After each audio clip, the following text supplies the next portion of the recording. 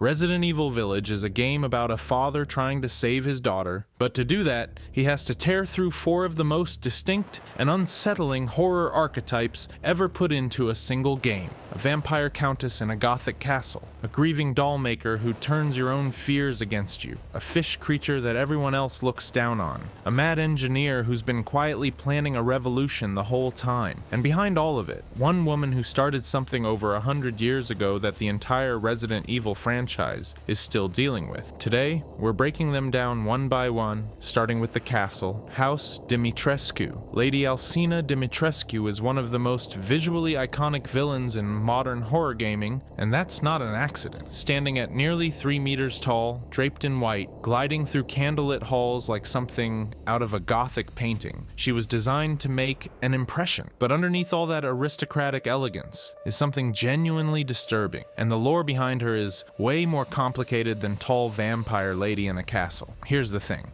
Alcina wasn't always like this. She was born with a hereditary blood disease, one that prevented her blood from clotting properly, and for most of her life, that condition was slowly killing her. Then Miranda intervened. The Cadou parasite, the same organism behind most of the horrors in the village, bonded with Alcina's existing condition in a way nobody anticipated. Instead of just granting her the standard set of horrifying mutations, it essentially supercharged her biology. Her blood became hyperactive, regenerating tissue at a rate that shouldn't be biologically possible. The catch is that maintaining that regeneration requires constant input, human blood, human flesh, a lot of it. The castle isn't just her home, it's a feeding operation. This is where the Elizabeth Bathory comparison becomes less of a coincidence and more of a direct inspiration. Bathory, the real historical figure, was a Hungarian noblewoman accused of torturing and killing hundreds of young women, reportedly bathing in their blood under the belief it would preserve her youth. The connection to Alcina is obvious, but the game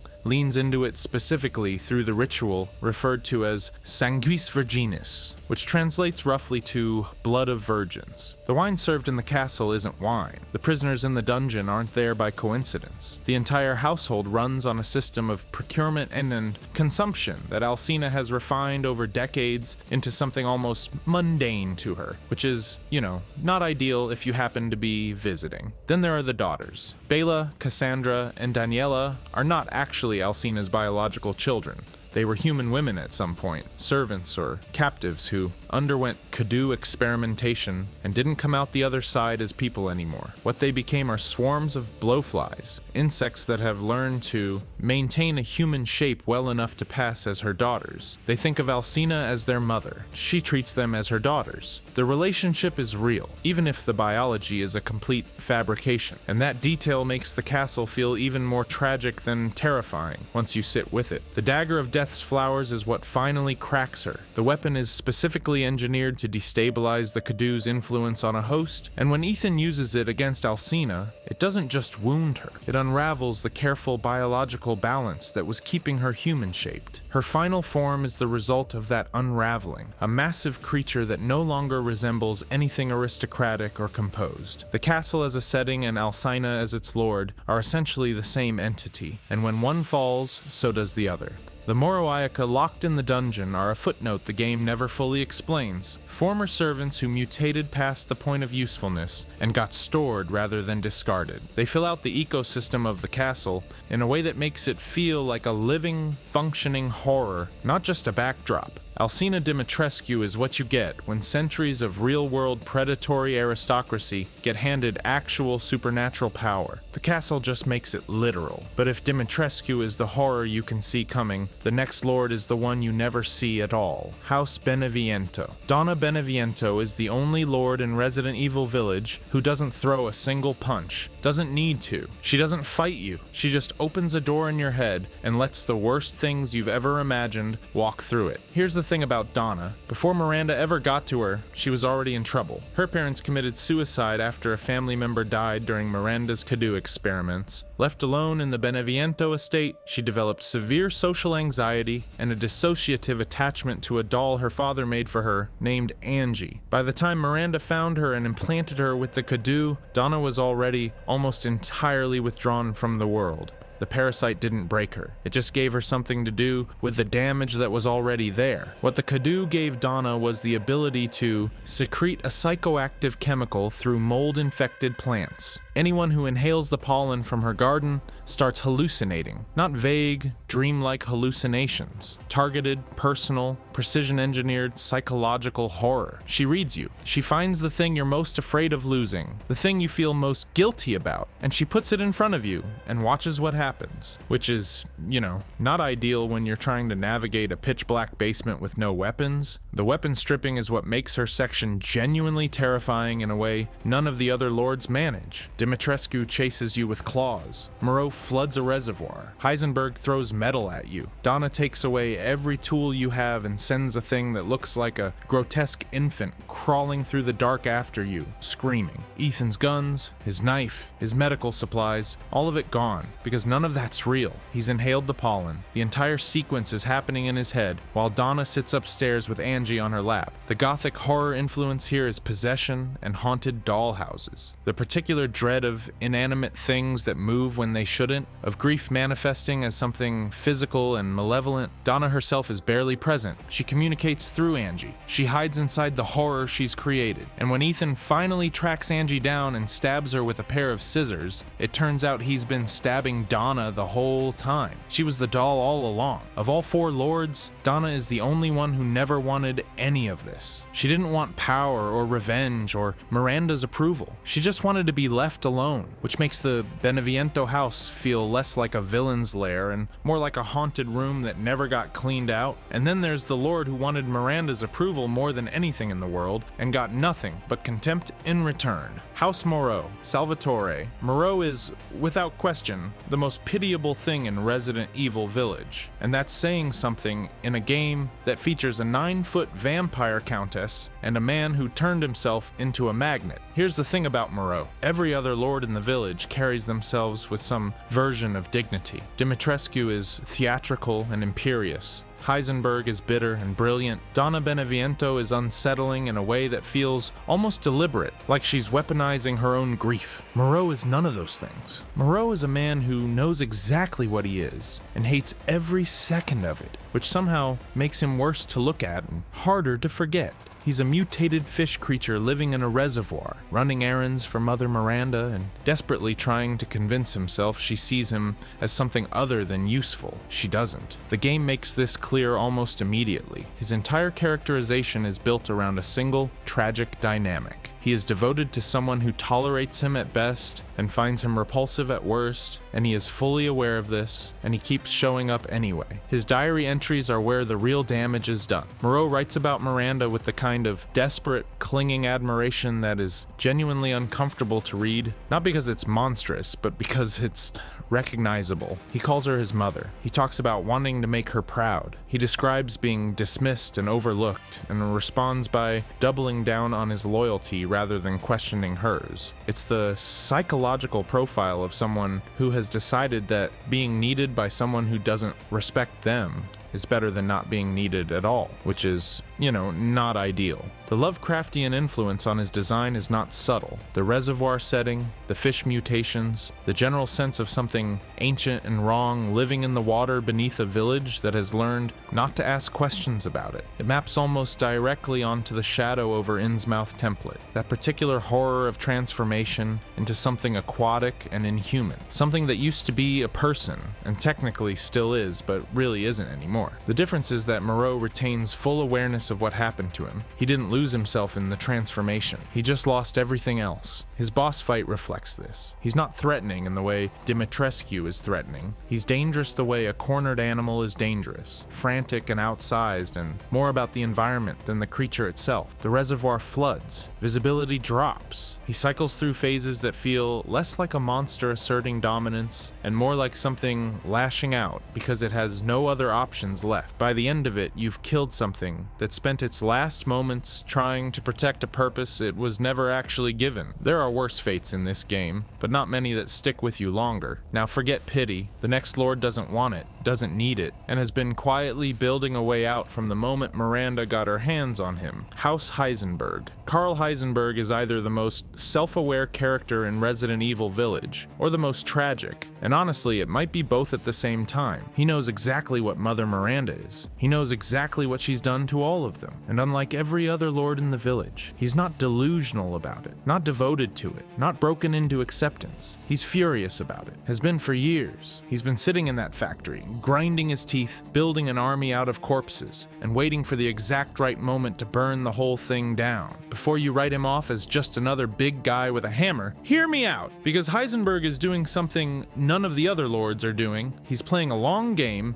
The Kudu parasite Miranda implanted in him gave him electromagnetic abilities, which sounds like a clean superpower until you understand what that actually means for his body. He can manipulate metal on a massive scale, pulling shrapnel, machinery, and weapons toward himself or launching them outward with enough force to tear through reinforced structures. The huge propeller blade he carries around like a walking stick weighs an absurd amount, and he swings it like it's nothing. But it's not just telekinesis in the standard sci-fi sense. He can feel metal. He's wired into it. The entire factory responds to him the way a limb responds to a nerve signal, and that factory is worth talking about on its own. Heisenberg's operation is enormous, running deep underground beneath the village, full of industrial machinery, furnaces, and production lines that process the dead into soldiers. The soldats, Panzer soldats, and hauler variants he creates are essentially cyborg infantry, human or near-human corpses fused with mechanical components, retrofitted for combat. He's been building this army in secret for years, right under Miranda's nose. Here's where it gets interesting. The whole point of the army wasn't conquest for its own sake. Heisenberg wanted to use it against Miranda. He figured out early that he couldn't beat her alone, not with his abilities, not with any amount of brute force. She's been alive for over a century. She has the Megamycete behind her, and she genuinely doesn't care about any of them beyond what they're useful for. So Heisenberg did the rational thing. He built leverage. When Ethan shows up, Heisenberg's first instinct is to recruit him, not trick him, not fight him, not absorb him into some loyalty structure. Actually recruit him. He makes Ethan a genuine offer. Help me kill Miranda, and I'll help you get your daughter back. It's one of the only honest transactions anyone offers Ethan in the entire game.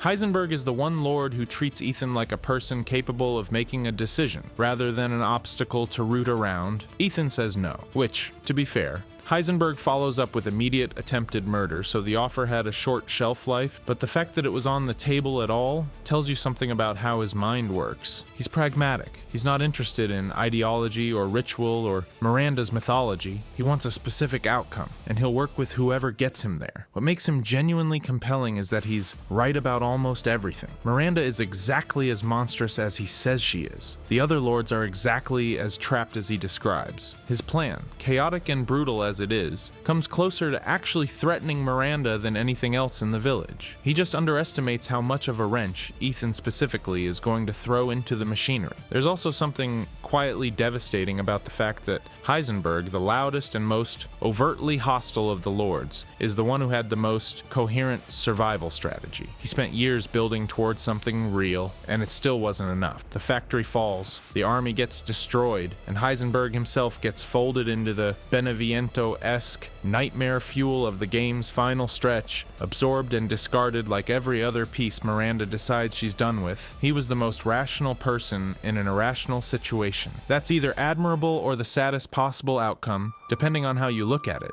Probably both. But here's the thing. Every lord, every mutation, every tragedy you've just heard about, none of it happens without one person, and she wasn't born a monster. Mother Miranda. Every lord you've met so far, every mutation, every domain of terror traces back to one woman, and she did all of it because she missed her kid. Mother Miranda wasn't some ancient evil. She was a biologist, a human scientist living in rural Eastern Europe in the early 1900s. In 1909, she gave birth to her daughter Eva. 10 years later, in 1919, Eva died during the Spanish flu pandemic, and instead of processing that grief like a normal person, Miranda wandered into a cave and found something that meant she'd never have to: the Megamycete, a massive fungal superorganism buried deep underground, worshipped by villagers as the Black God. When Miranda made contact with it, the mold didn't kill her. It fused with her, halted her aging, expanded her mind, gave her shape-shifting, regeneration, and control over the entire fungal network.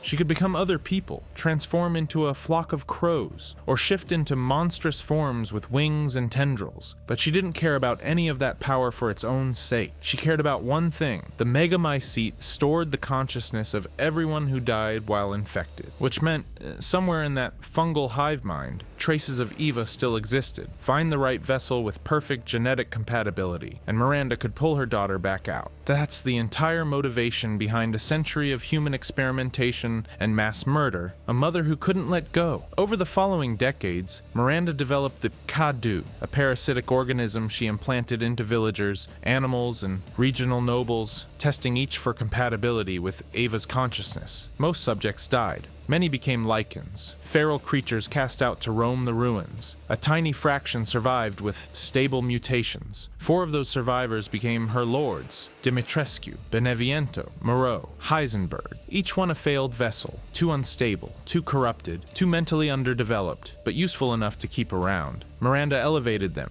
gave them domains, let them run their little kingdoms as long as they obeyed. The 4 houses weren't a government. They were a living laboratory with middle management. Meanwhile, Miranda had rebuilt the village from the inside out. She started curing sick villagers with controlled mold exposure, gradually replacing their Christian faith with worship of the Black God. The mold itself made the infected more suggestible, more reverent. Within a generation, she'd built a theocratic biocracy where spiritual authority and scientific experimentation were the same thing. Nobody questioned Mother Miranda. Your brain literally wouldn't let you. Here's where her influence bleeds into the broader franchise. Before the events of Village, Miranda mentored a young man named Oswell E. Spencer. He took her research on mutagenic pathogens, her concept of using a virus to force human evolution, and ran with it. Founded a little company called Umbrella. Every zombie, every tyrant, every outbreak in the entire series traces its intellectual lineage back to a grieving woman in a cave. She also provided mold samples to a group called The Connections, who used them to create Eveline, the bioweapon from Resident Evil 7, which means Ethan's nightmare in the Baker house happened because of Miranda's research. When Miranda later learned that Ethan's daughter Rose had been exposed to the mold in utero, she saw her perfect vessel, the culmination of 100 years of work. So she kidnapped Rose, killed Ethan, or thought she did, split Rose into 4 flask fragments distributed among the lords, and set the entire endgame in motion. In her final confrontation with Ethan, Miranda cycles through multiple combat forms and regenerates from seemingly fatal damage over and over. As long as the Megamycete exists, she's essentially unkillable. Her body is just an extension of the network,